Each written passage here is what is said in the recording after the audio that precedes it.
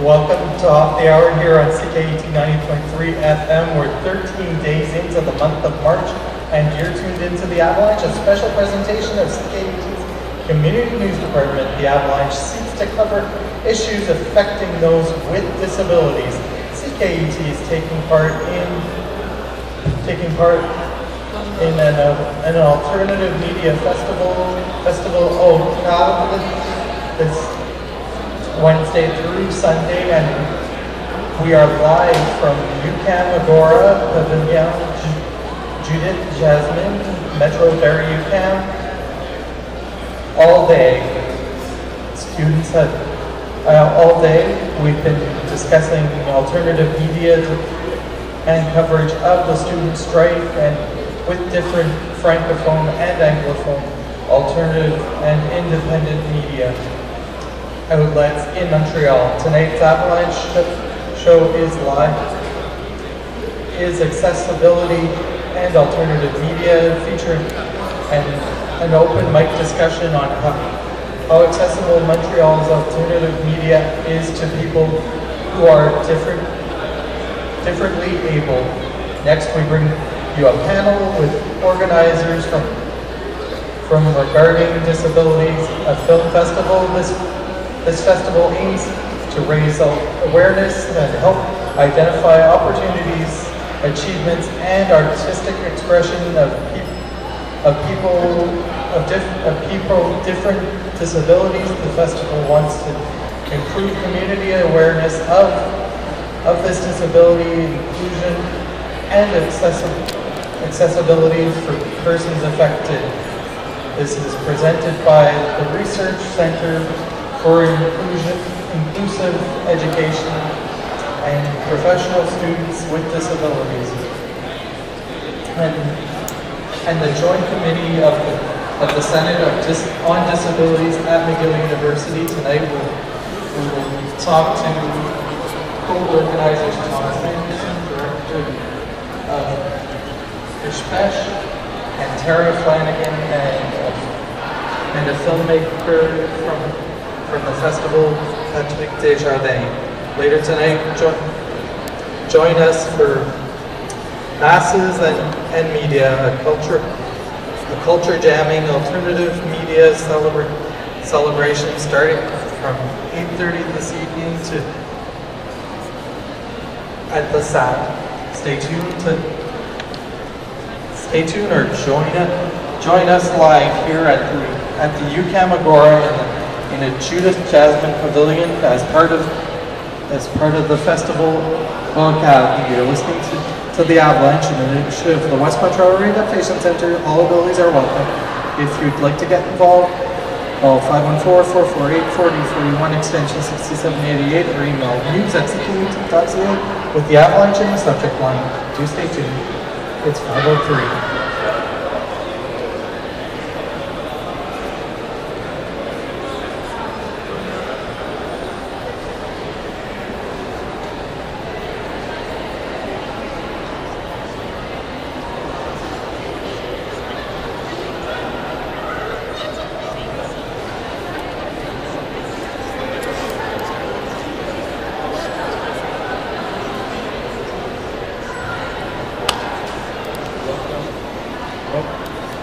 Welcome everybody from the Research Center for Education and Promotional Inclusion of People with Disabilities.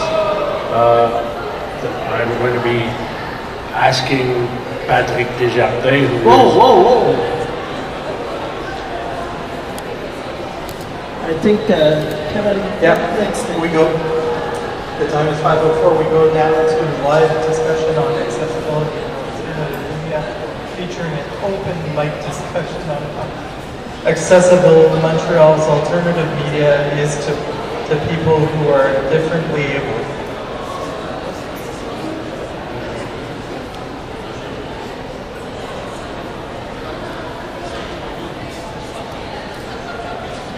Okay, the first question is how accessible is Montreal alternative media to the disability community?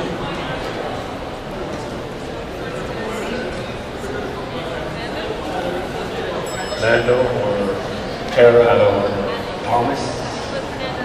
Bonjour. Est-ce que je peux parler en français? Oui, Moi, c'est Gary. Bonjour Gary. Bonjour. Je ne connais pas tous vos noms. Bonjour. En fait, c'est vraiment intéressant la question qui est apportée. Je dois dire très humblement que c'est une question qui est très nouvelle dans l'univers des médias alternatifs. Je crois que dans beaucoup de cercles de médias, c'est pas une question qui est très souvent abordée. Souvent, on va voir des journalistes, des reporters qui n'ont pas de handicap. Donc, mais plus loin de cette question-là, c'est souvent un milieu qui est très homogénéisé, je trouve. Donc souvent des personnes blanches, souvent des anglo-saxons, souvent des personnes, soit des personnes qui parlent anglais ou français, mais très peu qui sortent de ce cadre-là. Donc, je ne pourrais pas vous dire que je suis un expert dans cette question au niveau de l'accessibilité des gens de mobilité réduite, par exemple. Mais je suis vraiment heureux de voir aujourd'hui que c'est vraiment possible. Et comme les gens en sécurité l'ont démontré dans l'atelier qu'il y a eu juste avant ici, c'est quand même assez simple de faire de la radio et c'est accessible à n'importe qui. Donc, dès qu'il y a soit un ascenseur, on peut être accessible. Mais je ne sais pas s'il y a aussi d'autres éléments qu'on peut apporter pour nourrir cette réflexion.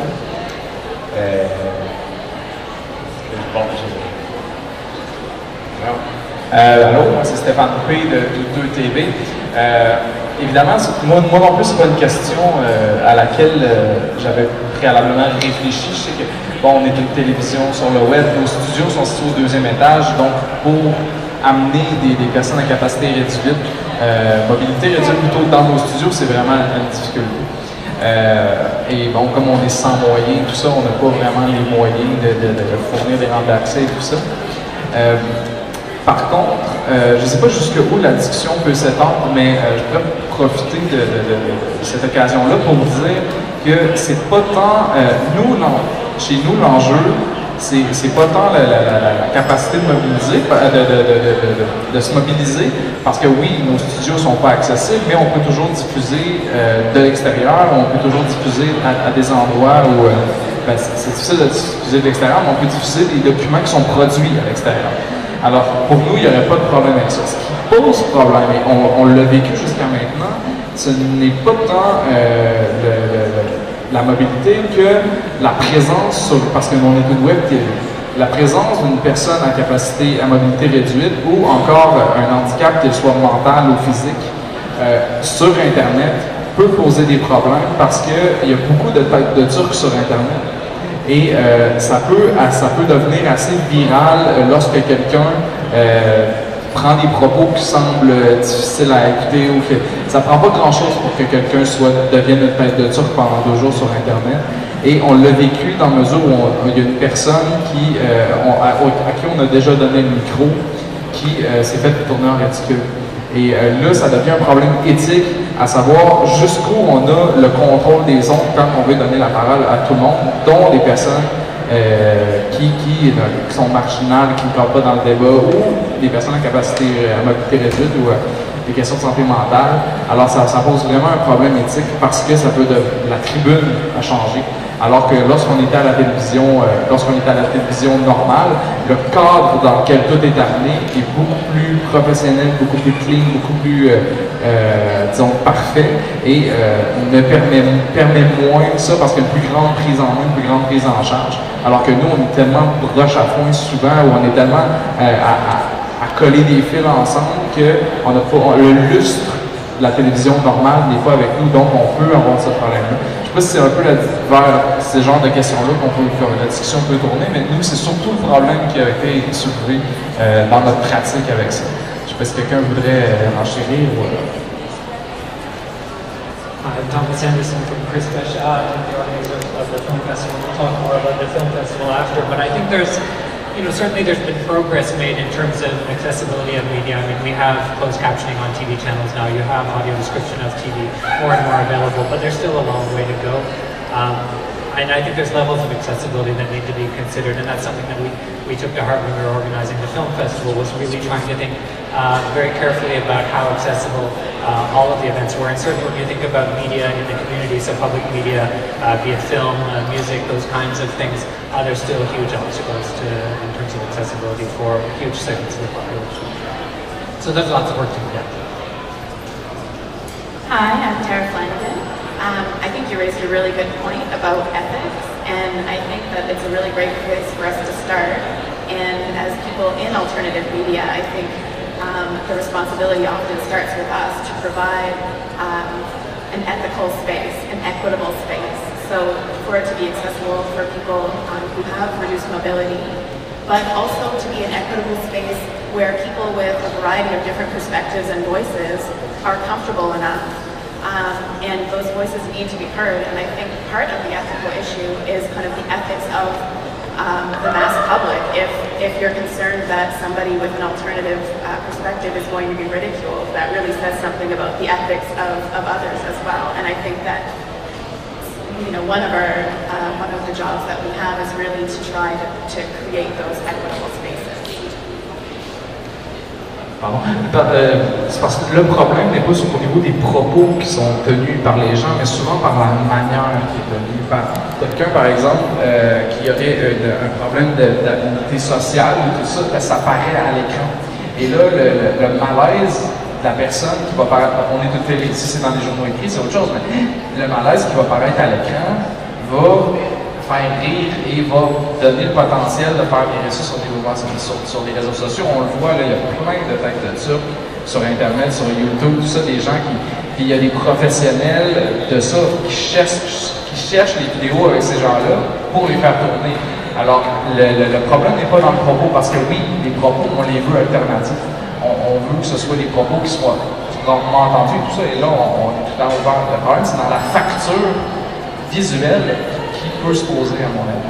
Et on n'avait pas ce problème-là avant. Avec les médias écrits, on n'a pas ce problème-là. Mais lorsqu'on est en vidéo sur Internet, puis ça devient vraiment problématique.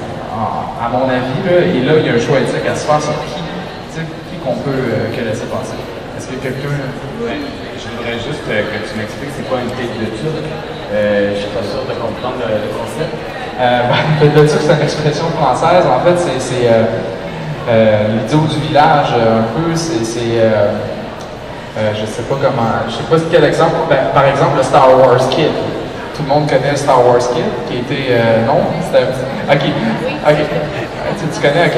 Alors, c'était un garçon qui avait filmé, c'est il y a 10 ans, 15 ans, c'est le premier vidéo virale sur Internet.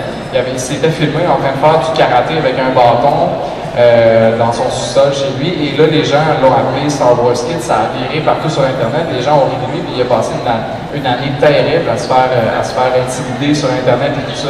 Tout simplement parce qu'il avait un problème, qu'il avait fait une vidéo où il se ridiculisait un peu lui-même, tout ça, mais... Alors là, l'idée, c'est que nous, ça peut amener à des dérapages comme ça.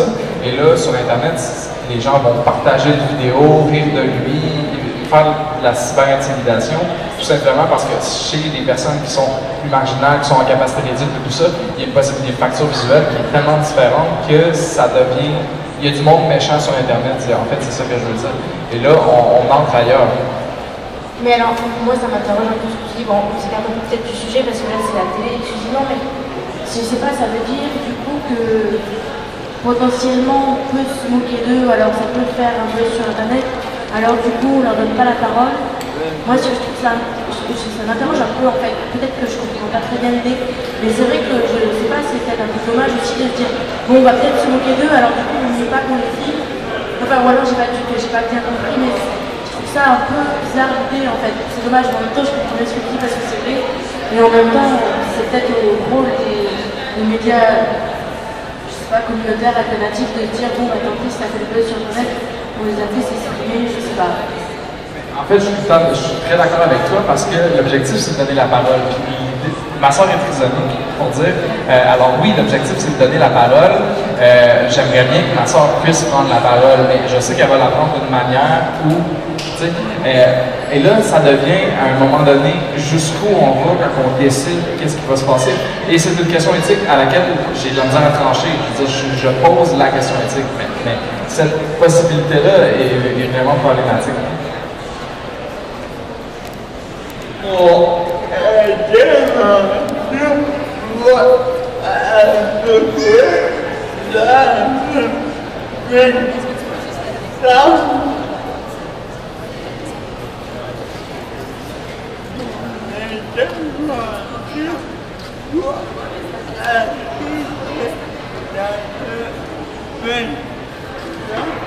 Et Patrick Desjardins a dit que son intervention, ça va un peu dans le même sens.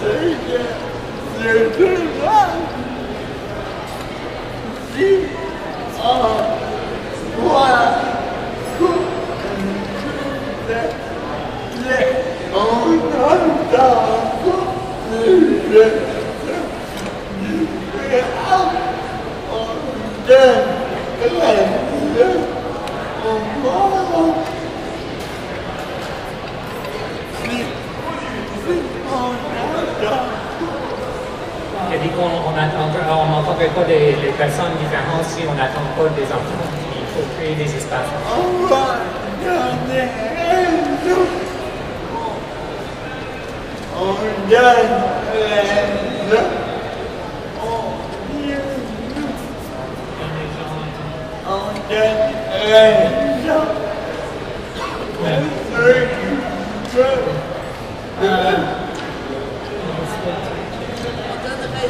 Okay, oui. Excuse a minute. Just we got time, we're losing time and like that. And like that, I just want to give a quick opinion. Is a while back, Sight in Montreal came to me and there's a show about, it's a show about like a theater group was doing sign language and all that. And I was talking about accessibility for people who are hearing impaired. Like, and I was saying later on, I would like to start with the Avalanche, is to have sign language interpreted would be posted on the internet. So I think we should start to move on to the next question. You want to ask the next question, Kev? How significant and useful is the promotion of alternative media?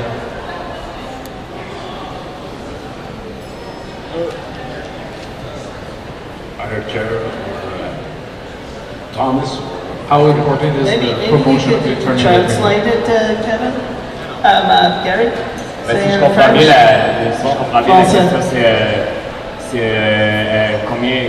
quelle est la signification et l'importance, l'utilité et l'importance des médias alternatifs.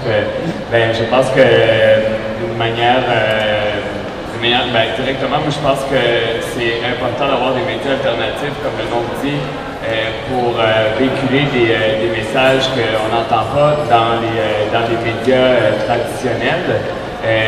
Donc, il y a deux choses. Il y a souvent des messages qu'on n'entend pas dans les médias traditionnels, mais aussi des messages qui sont souvent manipulés ou qui sont détournés dans les médias traditionnels pour souvent une question de langage, par exemple. On a eu le parfait exemple quand il y a eu la grève étudiante, on ne voulait plus parler de grève, on voulait parler de boycott. Alors là, c'est comme une importance à ce moment-là du média alternatif de dire non, ça n'a jamais été question d'un boycott, c'était bel et bien une grève qu'on est en train de faire. Donc il y a souvent une autodéfense médiatique qu'on doit assumer au niveau des médias alternatifs pour ramener les médias traditionnels à dire oui, c'est vrai, c'est pas juste notre discours qui est mis de l'avant, il faut aussi respecter les discours qui sont qui ne partagent pas en fait ceux des médias traditionnels qui, rappelons-le, c'est eux qui possèdent la majorité des ressources. Donc c'est difficile des fois d'avoir d'avoir un public large ou d'avoir une tribune très large quand on est des médias alternatifs. Donc, de là, l'importance, justement, de se battre et de continuer dans ce chemin-là.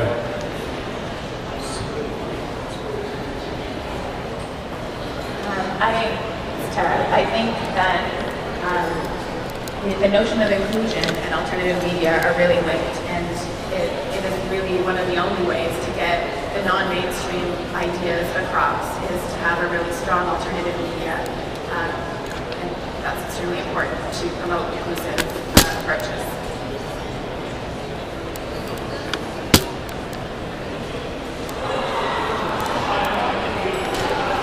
Pour enchérir, oui, je crois que les questions d'inclusivité de tous ceux qui sont à la marge, les médias alternatifs ou autonomes, tout ça, c'est leur place, en mesure où le média aussi est à la marge. Alors, il y a besoin de sujets, il y a besoin de tout ça, et il y a besoin de pousser des éléments qui sont plus marginaux, qui sont défavorisés dans tous les sens du terme, que ce soit on parle de pauvreté, on parle de minorité ethnique, on parle de minorité, disons, de personnes à mobilité réduite. Je crois que c'est notre rôle de les mettre de l'avant, les propos qui sont marginaux aussi, en fait. J'aimerais poser une question par rapport à ça, question de marginalité. Est-ce qu'il y a des personnes qui pourraient répondre à ça? Quelles sont les différences entre les réseaux, entre les médias alternatifs et les médias traditionnels? Et est-ce que les médias alternatifs servent ouvertement un outil à la communauté en mobilité réduite? Est-ce qu'il y a quelqu'un qui pourrait répondre à la question par rapport à... Alors, je répondrai. La plus grande différence entre les médias de masse et les médias alternatifs, c'est les moyens et la grandeur d'écoute. Et souvent, un aspect plus militant chez les médias alternatifs, on va faire pousser des idées. Comment ça pourrait être utile pour les personnes à mobilité réduite, pour la communauté? Je dirais qu'il faudrait qu'il y ait un investissement de la communauté dans les médias, parce que c'est l'action qui amène des résultats, et la prise en charge de la communauté serait peut-être pas la meilleure chose à faire, parce que c'est ultra difficile de nous d'atteindre des communautés si il n'y a pas de motivation ou de la difficulté trop grande. Alors il faut vraiment que la communauté prenne en charge les médias alternatifs, et là ça donne de nouveau. Évidemment, dans certains cas, les communautés ont vraiment la difficulté à faire ça. Si je comprends bien, c'est parce que c'est question de planification, de ressources et de pouvoir, parce que ça prend un peu plus de planification par rapport à l'utilisation des médias alternatifs. Parce que, par exemple, quand tu as mentionné tantôt, moi, c'est carré, bon, par rapport à comment gérer et fournir l'occasion pour que les personnes soient capables de participer dans les médias alternatifs, mais ça aussi, ça demande une planification, comme une bonne préparation, peut-être, ce serait aussi la réponse à la question.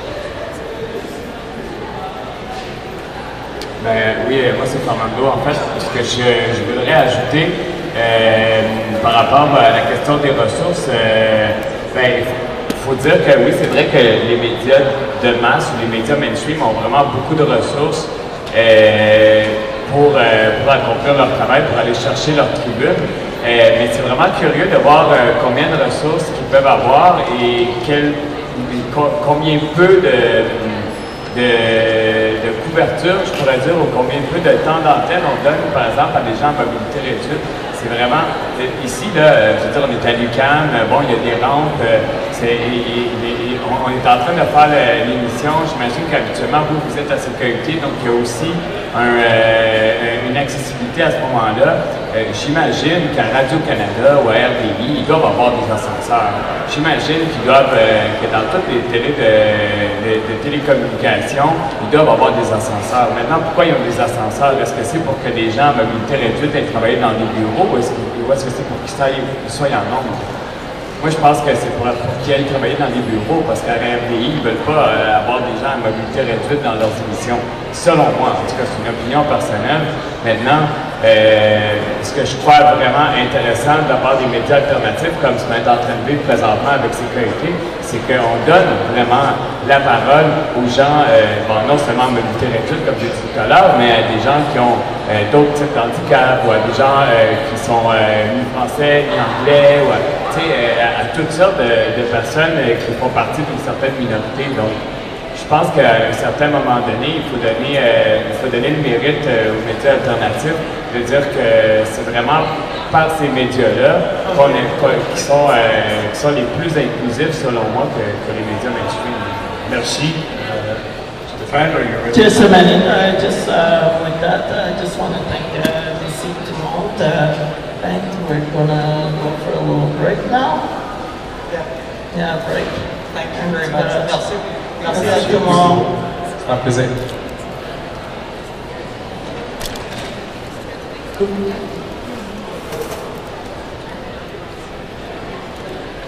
Okay, are we ready?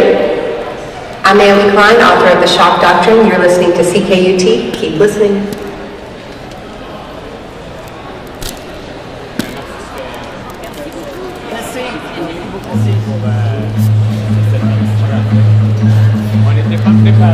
We were not prepared, so we did our best. Okay, you're accessible. So you can breathe when you're drowning and weak in the knees. I want to speak louder than Ritalin for all the children who think that they've got a disease. I want to be cooler than TV for all the kids that are wondering what they're going to be. Stronger than life, safe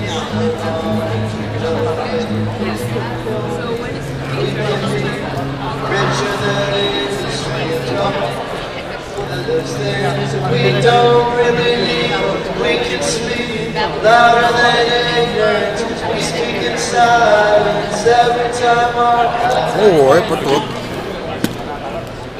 C'est juste en direct.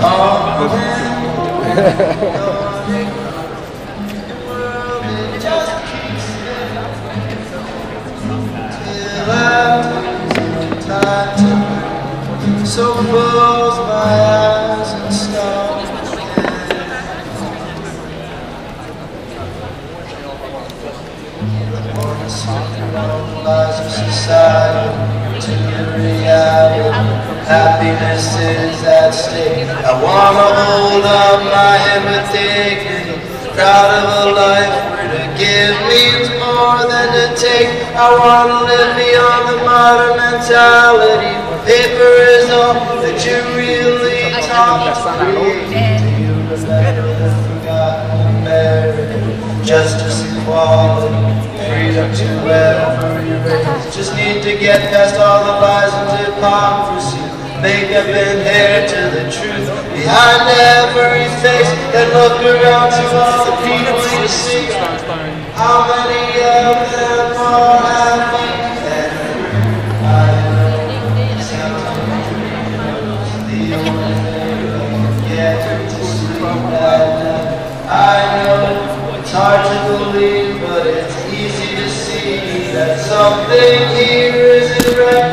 I know future looks dark, but it's there that the kids of today must carry the light. Oh man, thought it the world, it just keeps spinning till I do time. So close my eyes and start again.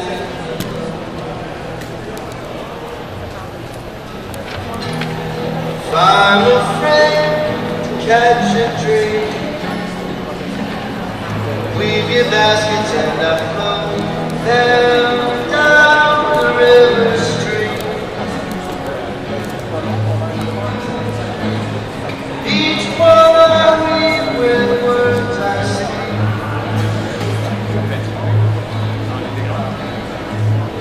Carry love to your belief.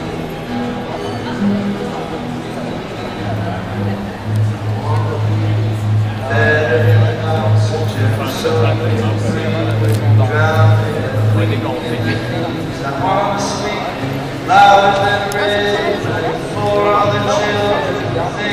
They've got a disease of one thing. Ça dépend, tu veux-tu les récupérer ou non? Ah non, pas là.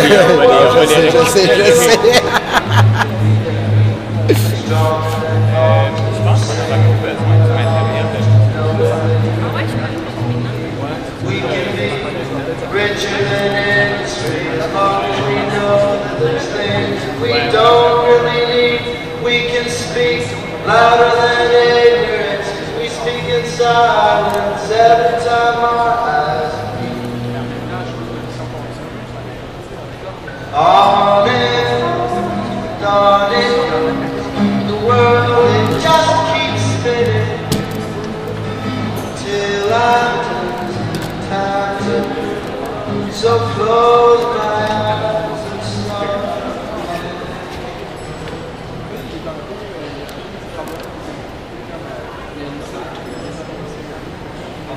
Here on CCT 90.3 FM, it is 5:30.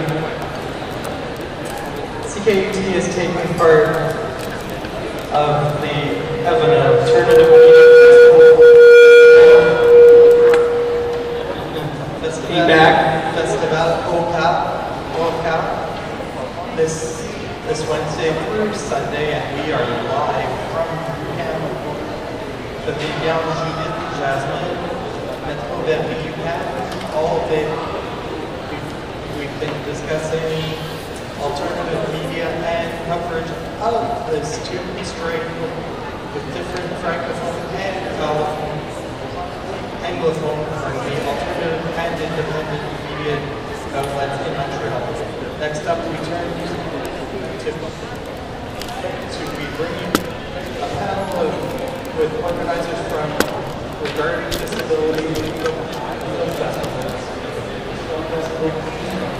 Awareness and help identify opportunities, achievements. Ça va bouger aux Katacombes dans pas long. Ouais, à peu près. The festival will to improve community awareness of disability, inclusion and accessibility for This is presented by the Research Center for Inclusion, Education, and Professional Students with Disabilities, and the Joint Committee of the Senate on Disabilities at McGill University. Tonight we talk to co-organizers as follows: Thomas Henderson, Director of Research, and Tara Flanagan, and an independent filmmaker from the festival, Patrick Desjardins. Okay, welcome everybody. Welcome. Thank you. Okay. So, maybe ask, can you guys introduce yourself and tell where you're from? Start. My name is Thomas Henderson. I'm the Director of Research, the Research Center for Academic and Professional Inclusion of Students with Disabilities, which is at Cégep Memorial in Dawson College. Hi, I'm Tara Flanagan. I'm a professor in the Department of Educational and Counseling Psychology and also the chair of the Joint Board Senate Committee on Equity Subcommittee on People with Disabilities. We have really long titles and acronyms.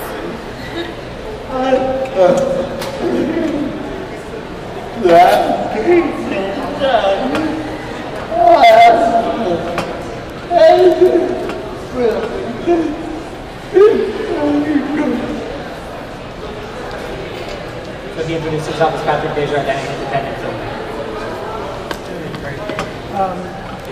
How did the idea for this festival originate? It started actually just in conversations between Tara and myself. We've both been working in different domains involving inclusion of people with disabilities, and we both love film. So we've talked a lot about it over the years, and we've had the idea actually for a long time. So it's sort of been simmering on the back burner for a number of years, and finally last year decided to try to make it a reality. And we were finally in places where we had committees of stakeholders and people who were also really interested in this kind of initiative behind us to work with us and get this out. Can you discuss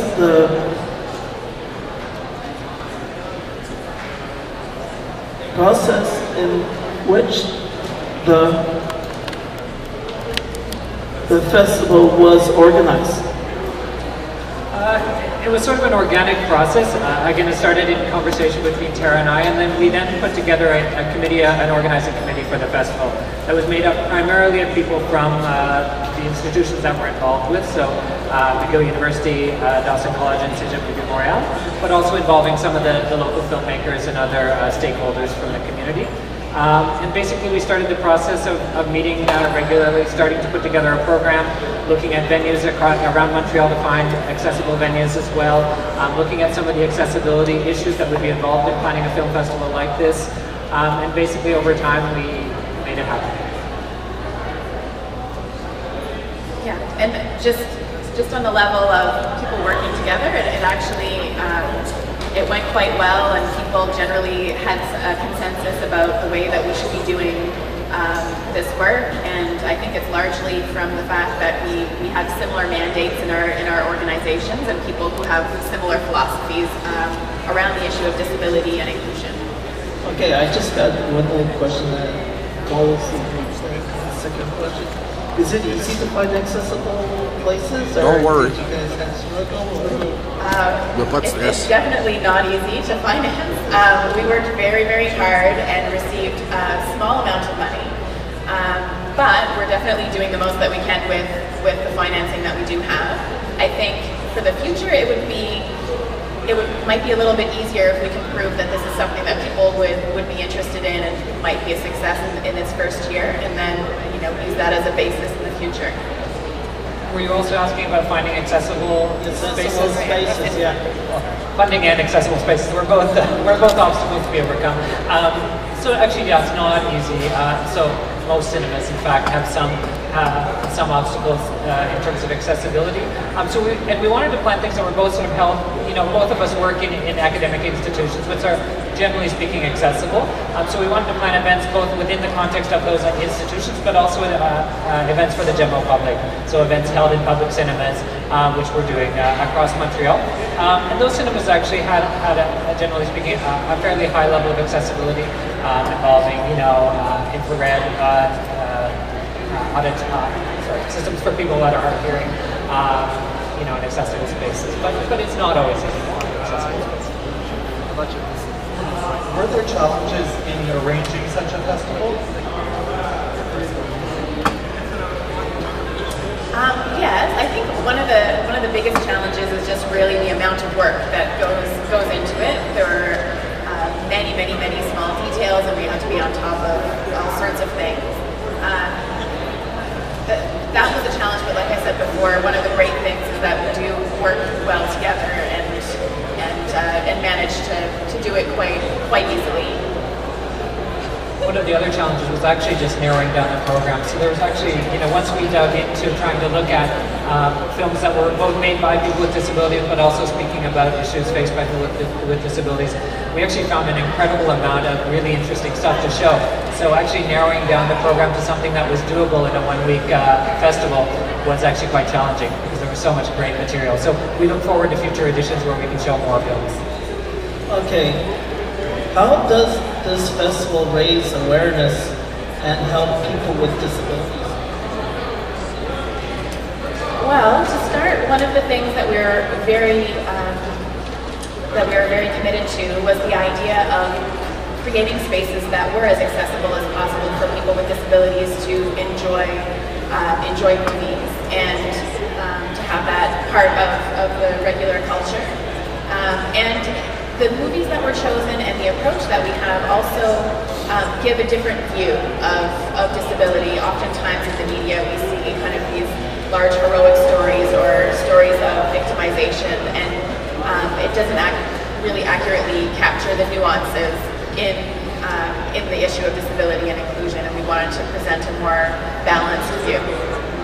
Yeah, maybe I could just say one more thing about the program itself. We were really sort of cognizant of trying to organize a program that did mix the kinds of perspectives. So it's not just a festival of documentaries about disability. There's, our opening film, The Human Race, is a science fiction horror film that's not about disability at all, but it's really just an exemplary example of how people with disabilities can be included in an artistic project without stigmatizing them. So, we're really careful to try to represent disability from a variety of perspectives. Also just provide a venue for presenting the artistic expression or the artistic creations of people with disabilities. Okay, Gary, can... Yes, well, hi everybody. My name is Gary, so ask Patrick, how hard or how easy was your decision to include your film La Riposte in the 7 or 8 other films that are part of the festival?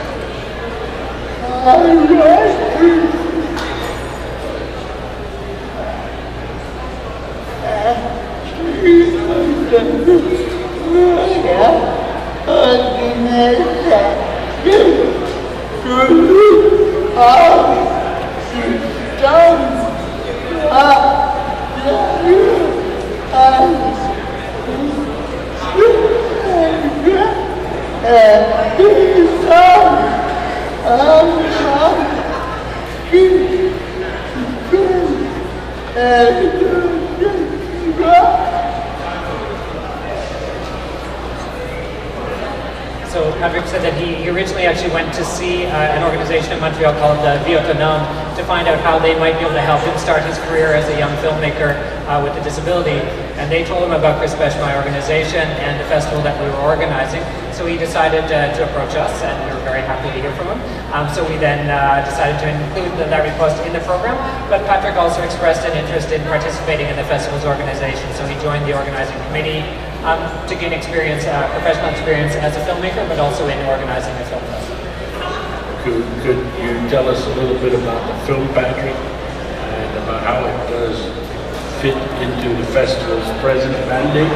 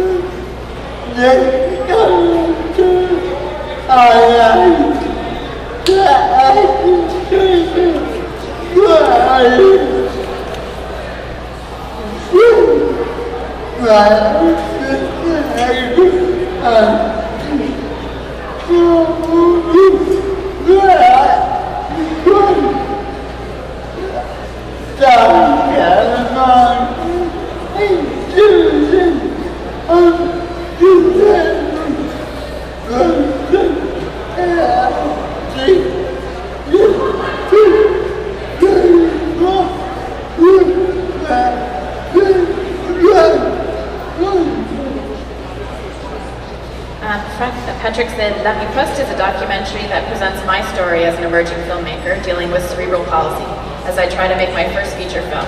This documentary highlights the additional barriers faced by a filmmaker like me. Moreover, La Riposte talks about the inclusion of disabled people, and I think it fits very nicely in the festival's mandate. Patrick, my next question is that part of the message that you would like the audiences to be aware of? And also, in what way do you hope that their consciousness or awareness will be raised?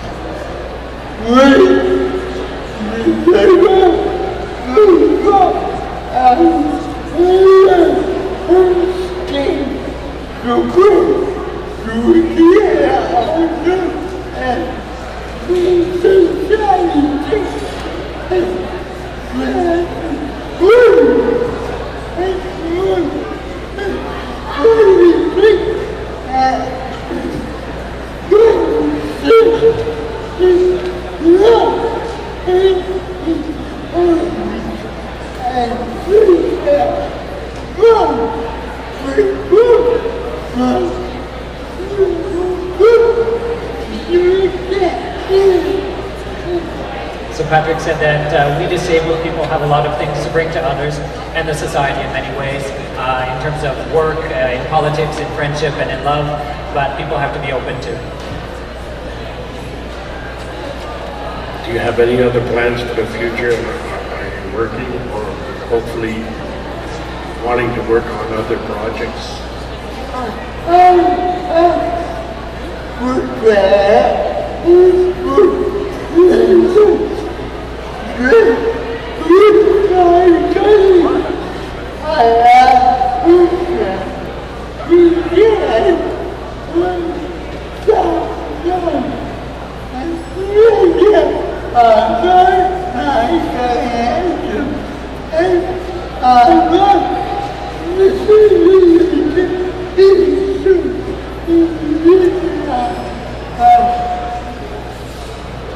Patrick said, I'm preparing a full-length film with my colleagues, and I'm hoping to create some buzz in the media about my creations and about disability issues in general. Thank you very much, Tara. Okay, no. I just got a couple more questions to ask there. Okay, how can somebody come to these film festivals find out how to get in? Well, there's a variety of ways. They can visit our Facebook page or our website. You can link to our website via both of our institutions, so on McGill's website and also Chris Besh's. I can read out the site URL if you want. It's kind of a long one. So it's sites.google.com/site/ in regards to the handicap / Okay, that's it. And I got another one. What types of the different films you picked for this festival? Like that. So like we said, we tried to provide what shows are going to be playing? Which ones? So I can sort of do a quick overview of the schedule. Maybe give some people an idea. Sure. So actually we're having on Thursday, the 21st, we're having a gala opening at McGill University. And within the context of that, we're showing some short films. One is by an autistic animator from Madison, Wisconsin, named Drew Goldsmith. We're also showing some films by local filmmaker Shira Abney and another film by another local filmmaker, Laurent. Then our opening film is actually called The Human Race, and it's showing at the Cineplex de Leon Cinema downtown. And it'll be showing Friday night, Saturday afternoon, and Sunday afternoon. And like I said, it's a sci-fi horror film that just really naturally includes people with disabilities. And then all the following week we have one event per day. On Monday afternoon at Cégep de Montréal, we're showing the film Antoine, which is about a young blind boy. On Tuesday evening at Cinema Beaubien, we have a film called Défi Peru, which is about a group of people with Down syndrome that climb Machu Picchu in Peru. On Wednesday, we have two events. Actually, we're showing La Riposte, Patrick's film, in the afternoon at Cégep de Montréal, and in the evening we have a collection of short works by autistic animators, both local and international animators. And the final event is a film called See What I'm Saying, which is a documentary about 4 deaf artists that will be at McGill University at noon on Thursday the 28th. Okay. My next question is, which one do you guys think is a really good one to go look for? What's the best? What film we should look for with that? What's the best bet? What's the best bet? Oh, it's really hard to choose. This is really a tough question for the organizers. Pull one out of the hat. Pull one out of the hat. That's why there's it depends on what kind of experience you want to get from the film festival. If what you would like to get from the film festival is a movie that will get you excited and that's about inclusion, not necessarily about disability, I would go to The Human Race. I think you should go to all of them, by the way.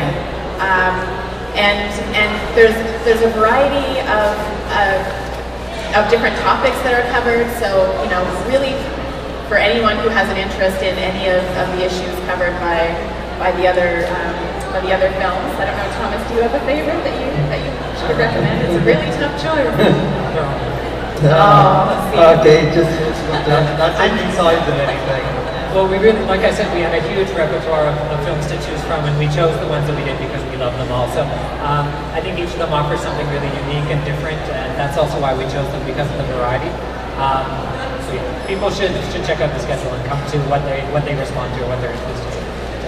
But all of them look great too. Is there any disability film festivals like around the world? Or? there's other ones around the world. This is the first Quebec Disability Film Festival. In Canada, there are a couple of other ones. There's one in Calgary, an annual Disability Film Festival. There's some other specific ones in Toronto. I believe there's a Deaf Film Festival that takes place in Vancouver, Patrick said as well. Yeah, and there internationally there's a variety. There's a growing number actually. Every year there's more and more disability film festivals showing up, but it's still relatively new. I think some have existed longer. It's a new genre. Yeah, and it crosses genres as well, you know, depending on, and that's really what we wanted to do with this festival, was not just show documentaries about disability, but show a variety of types of genres of film. Yeah, I think just to kind of elaborate a little bit on what Thomas was saying, I think it brings us back to the discussion about alternative media and alternative ways of doing things. You know, we are trying to highlight the idea of inclusion and diversity, and you know, by doing this festival, it also creates a forum to be able to talk about different perspectives and a diversity of experiences. So something that we really think is important as well. Like that. So like that, it would be great if there's more stuff like that. Disabilities, like I would like to see Able Fest come to Montreal. And like there's like stuff on theater and on highlighting all disabilities. Yeah, I'd like to see something like that too, with like a broad, you know, spectrum of different views of different disabilities and things like that. I would like to see our interview famous people players come to Montreal so Kevin, you could see it. Yeah, I'd love it. Yeah, that would be amazing. And I think the other thing that we also really wanted to do was set a sort of an example for how we can hold public events of general interest, but that are really accessible to people with all sorts of disabilities. Because once you start to really look at a lot of cultural events, you know, you start to realize how inaccessible many of them are. People that speak ASL or LSP as their first language, for example, essentially can't go to see things. So, you know, we really try to open up the accessibility of the sort of cultural events that we're on.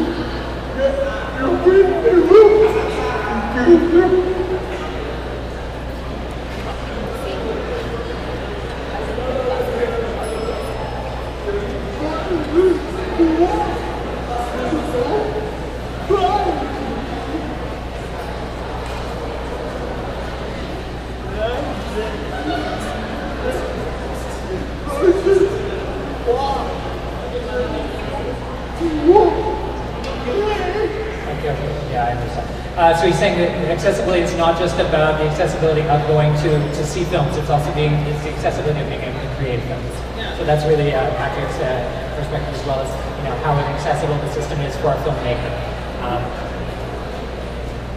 Like what we don't see as much, there you got something to say?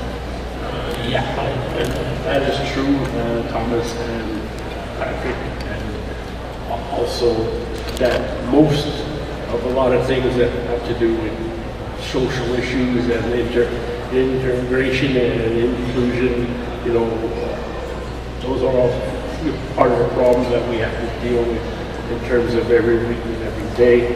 And it's, I think that something like regarding a film festival regarding disability helps provide us with another tool that can be used to promote consciousness and awareness and to make it evident that it's important to talk about these issues, but it's also important to allow for someone like Patrick to make the films and the other people to make those films also.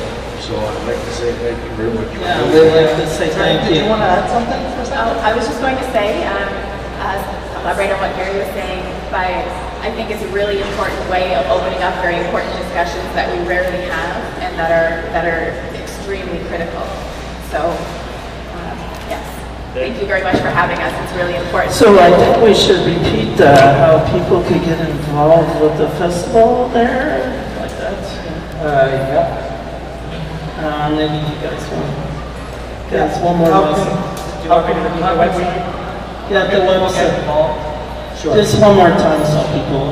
Sure. So to go to the website, it's sites.google.com/site/in regards to the handicap / sorry for the long URL. And yeah, if you want to just email us for more information, you can email to in regards to the handicap@gmail.com. Okay, so thanks a lot. Thank you for joining us today. And thanks so much for having us. You're very welcome.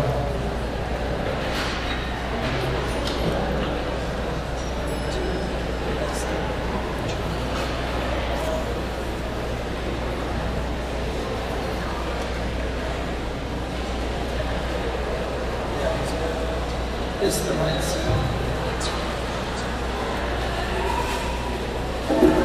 So you're going to put the theme on?